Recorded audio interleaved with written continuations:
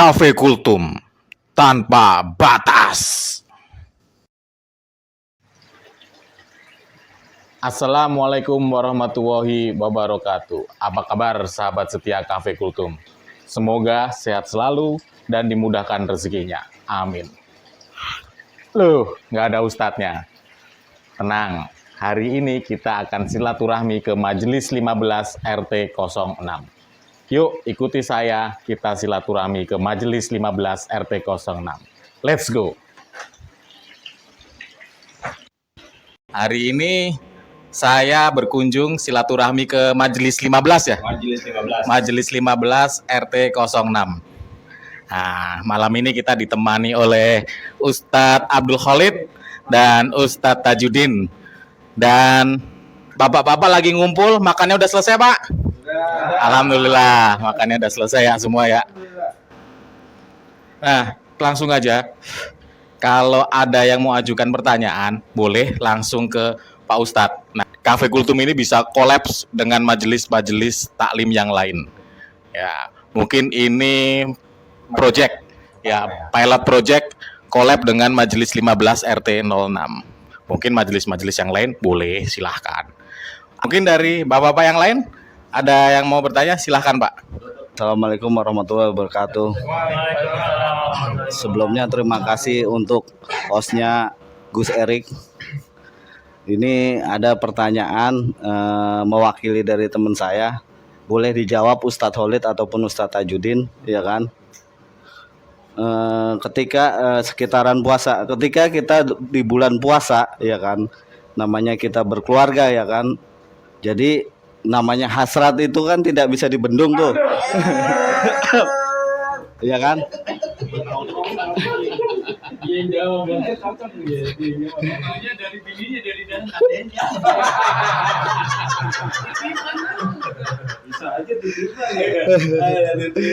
Ini jadi gini, kan ceritanya malamnya lembur, ya kan?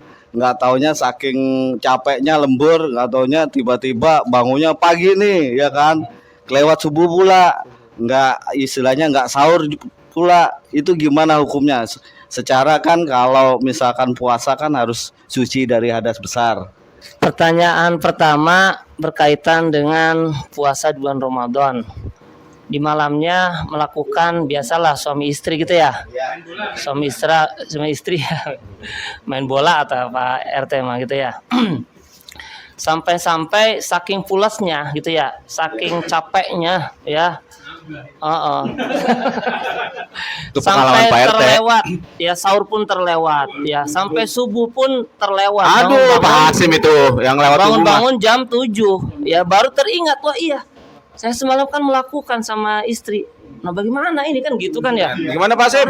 Nih, saya harus batalkan puasanya atau gimana nih kan gitu kan ya. Pertanyaan gitu ya Pak RT ya. Nah karena pada waktu ingat katakan tadi bangunnya jam 7 gitu ya, itu langsung segera aja mandi Pak. Ya, langsung segera mandi, membersihkan badannya, tentunya mandi besar. Ya, mandi besar. Karena puasa itu kan harus suci juga dari segala najis besar juga ya, hadas besar maaf. Ya gitu.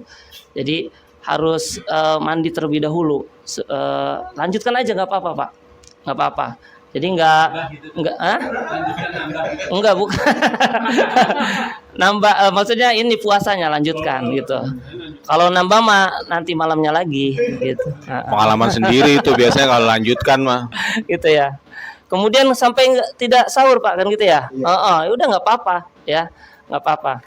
Karena kan sahur pun sunnah ya.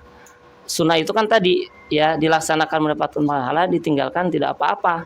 Selagi kuat lanjut gak apa-apa ya, selagi kuat.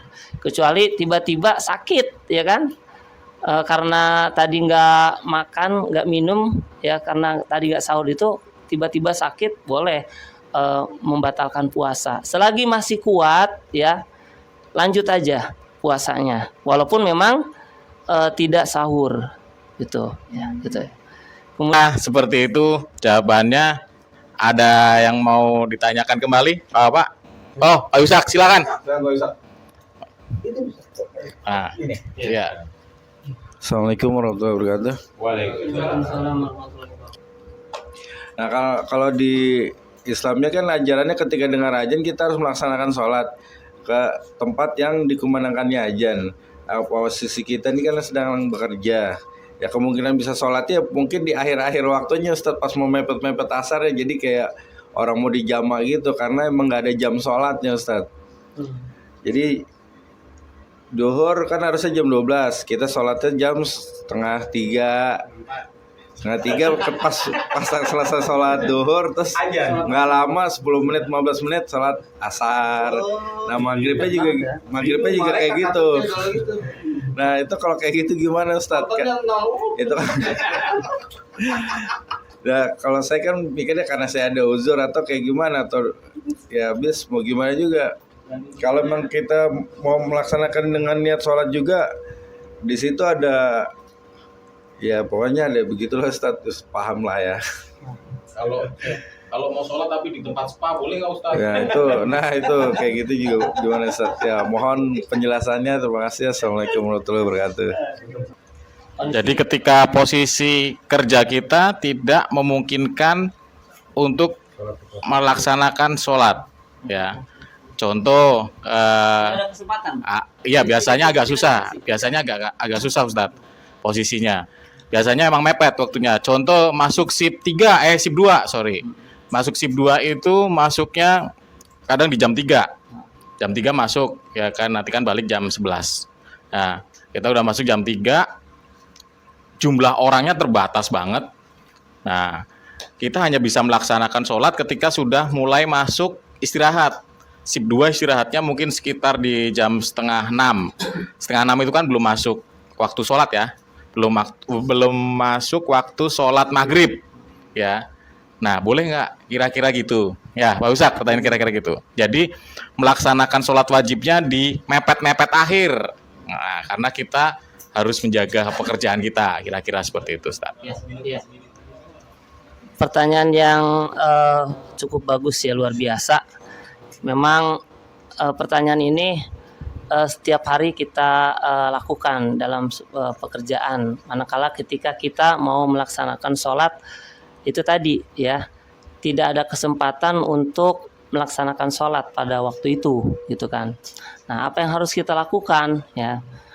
Kalau secara fadilah memang sholat itu yang paling baik itu tepat pada waktunya, artinya di awal sholat ya, begitu azan langsung wudhu sholat itu lebih utama, seperti itu. Nah ini kan berkaitan dengan pekerjaan ya Pak ya. Kalau kita melawan bos katakan gitu ya, Melawan tentu peraturan perusahaan lah gitu ya. Kasarnya seperti itu, yang akhirnya apa? Akhirnya akan dipecat kan gitu ya.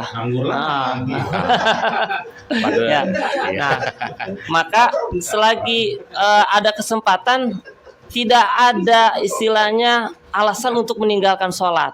Selagi ada kesempatan Pak ya, tidak ada alasan untuk meninggalkan sholat selagi ada kesempatan. Ya, bisa pahami Pak ya. Jadi walaupun memang waktunya mepet-mepet, ya gitu. Oke. Terima kasih Ustadz. Jadi intinya tetap tidak boleh meninggalkan sholat. Ya, bahkan di podcast saya sebelumnya dengan Ustadz Ferry, jika memang pada saat waktu itu kita sangat-sangat tidak bisa untuk melaksanakan sholat, contoh yang waktunya mepet itu maghrib. Ya, maghrib itu kan jam 6 ya, jam 6 sampai jam 7 ya. Nah, waktu paling pendek itu sejam.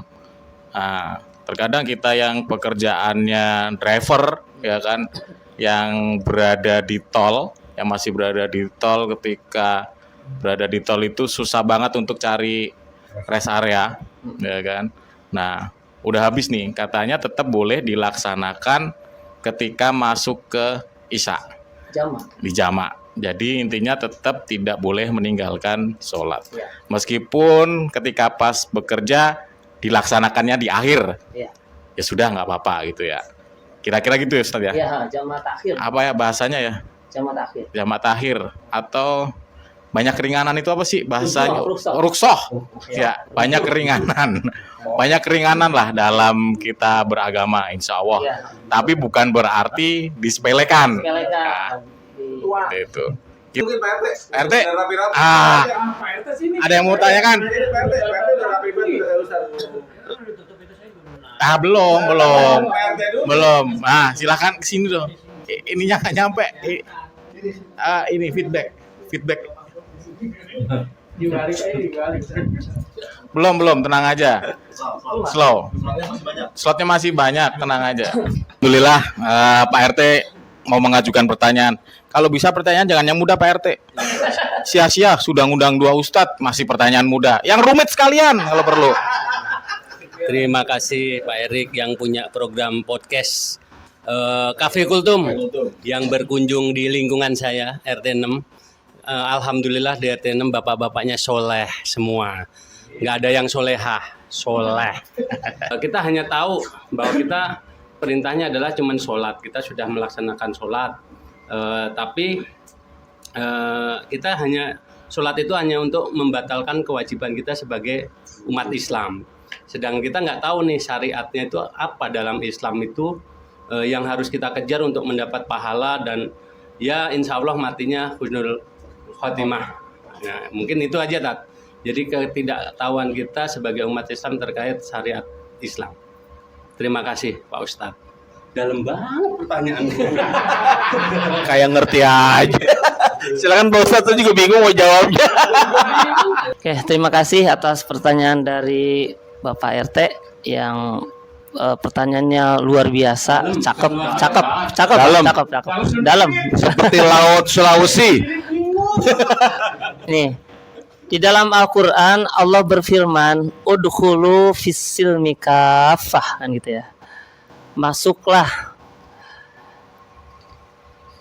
kepada agama Islam itu secara kafah, ya. Artinya apa? Secara menyeluruh, jangan setengah-setengah, gitu ya.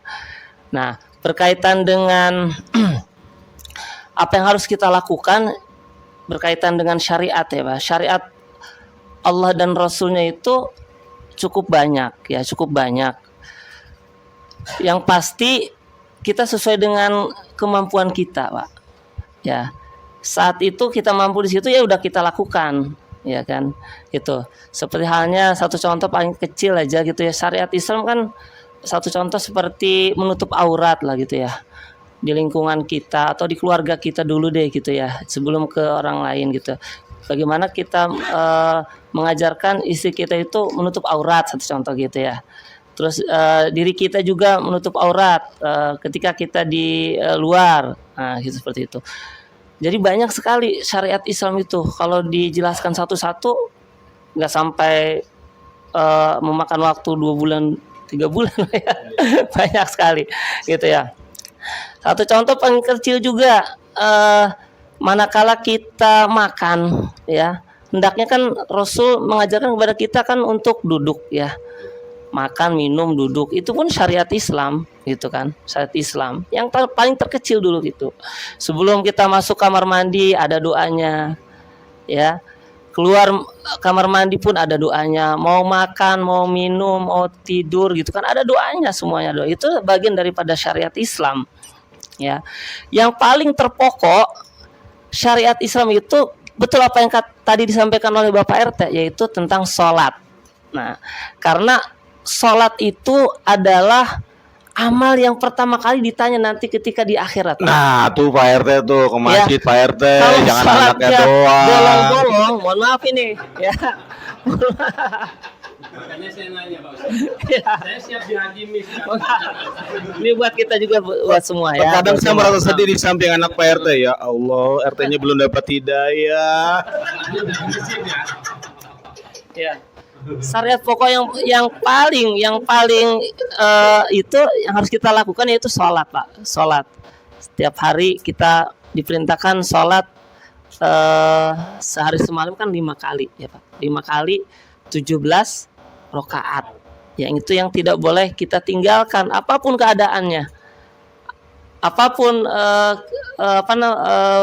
apa namanya, halangan apapun kita yang kita lakukan pada situ. Entah sedang sakit, kalau kita nggak bisa berdiri, bisa sholat sambil duduk. Nggak bisa kita duduk, bisa kita sambil berbaring, ya. Kemudian kita juga tidak dianjurkan misalkan tidak terkena air, jangan sampai terkena air gitu kan. Bisa dengan cara tayamum. Tadi seperti yang dikatakan oleh Ustadz Erik tadi ya. Dalam Islam itu ada rukhsah. Itu ada rukhsah ya. Jadi ada keringanan gitu, Pak. Jadi yang harus kita tadi lakukan itu sholat, Pak. Sehari semalam itu 5 waktu, jangan sampai pernah kita tinggalkan. Kalau sholatnya kita benar, rukun syarat sholatnya kita lakukan, ya, tempatnya kita jaga suci atau tidaknya, ya, insya Allah sholat kita akan membuahkan hasil. Inna sholata tanha anil fahsya'i wal mungkar. Sesungguhnya sholat itu mencegah dari perbuatan keji dan mungkar. Bagi kita barangkali sholat sih sholat, STMJ katanya ya. Sholat terus maksiat jalan. Nah, tuh Pak Erik tuh. STMJ. Sholat terus maksiat jalan ya. Nah, barangkali ini jadi saya Tuh STMJ. Kalau kata Pak Hasim bukan STMJ. ya. Kita harus koreksi sholat kita, Pak. Barangkali sholat kita belum khusyuk, ya. Pipis kita, buang air kita masih berdiri. Hati-hati, Pak. Ketika kita pipis berdiri itu jadi madorat, Pak. Kalau kita pipis berdiri, kemudian kita nyiprat ke celana kita, kemudian bawa kita sholat, nah sholatnya jadi gak sah kan, gitu Pak. Jadi banyak faktor kenapa kita sholat terus masih jalan ya. Kita bisa introspeksi diri kita, Pak. Sholat kita bagaimana? Apakah sudah benar? Apakah masih salah? Masih keliru? Itu aja, Pak RT. Ya, mudah-mudahan jawabannya. Terima kasih Pak Ustadz. Ya mungkin kategori sholat khusyuk itu seperti apa Pak Ustadz? Karena terkadang kita sholat itu mulut mah baca-baca, tapi hati tadi peleter udah dibayar belum ya? Kerjaan udah dikirim belum ya? Kayak pas kita touring, pas sholat berjamaah saya kepikiran tadi kunci motor Pak RT di mana ya? Itu apakah itu menjadi sandungan sholat kita tidak diterima, Pak Ustadz? Saya ingin menjawab pertanyaan yang pertama ya dari Pak Reja berkaitan dengan bagaimana sih trik supaya sholat kita itu khusyuk kan itu ya. Nah, sebelum sholat yang pertama kita dianjurkan untuk membaca surah Al-Falaq, Pak. Surah Al-Falaq, surat An-Nas gitu ya. Kalau Jibril Falaq misalnya mahlak supaya kita dijauhkan dari godaan setan seperti itu. Itu yang pertama, Pak. Kemudian yang kedua, bagaimana supaya sholat kita khusyuk ketika Nabi Muhammad SAW ditanya tentang ihsan, Pak ya. Mahwal ihsan, apa itu ihsan? Ini berkaitan dengan tadi tuh, inna sholata tanha anil fahsya'i wal munkar. Jadi indikator dari sholat itu akan membuahkan hasil perbuatan yang baik, akan mencegah dari perbuatan keji dan mungkar. Tadi nyambung, Pak ya? Gitu. Nah, apa kata Nabi? Ya, mahwal ihsan, apa itu ihsan? Ihsan itu anta budallaha ka'annaka tarahu. Fa illam takun tarahu fa innahu yaraka. Tahu Pak artinya? Sama saya juga nggak tahu. Artinya gini, engkau beribadah kepada Allah seakan-akan engkau melihatnya. Dan apabila kita tidak melihatnya, bahwa sesungguhnya Allah melihat kita. Jadi ketika kita sholat, dimulai dengan takbir Allahu Akbar, kita fokus konsentrasi bahwa kita itu sedang berdialog dengan Allah. bahwa Allah itu ada di hadapan kita walaupun kita tidak melihatnya, karena memang Allah itu tidak terlihat panca indera kita, hanya cukup diyakini. Tapi kita bisa menghadirkan Allah di depan kita, gitu Pak. Ya, jadi seakan-akan kita sedang berbicara dengan Allah, kita sedang berdialog dengan Allah, gitu Pak. Nah, kalaupun kita tidak bisa melihatnya, bahwa sungguhnya Allah melihat kita lagi ngapain, gitu Pak.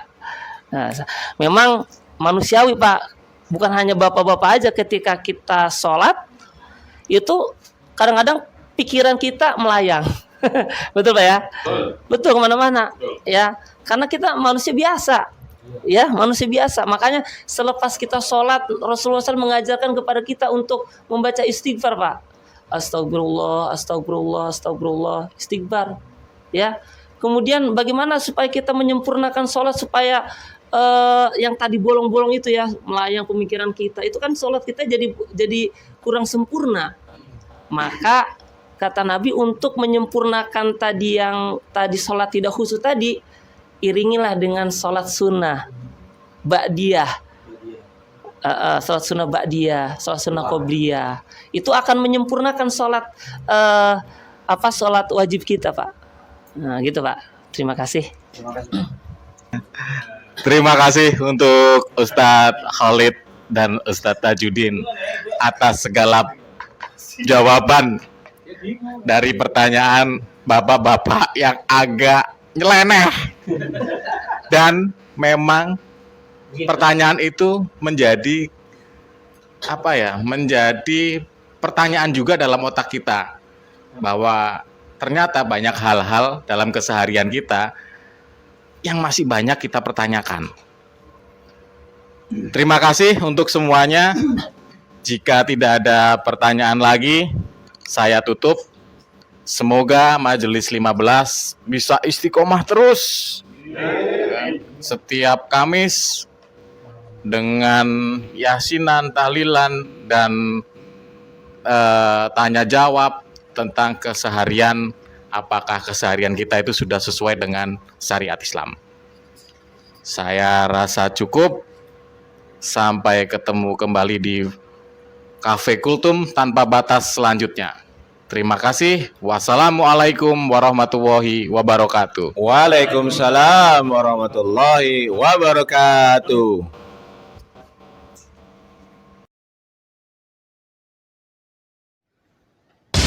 Cafe Kultum tanpa batas.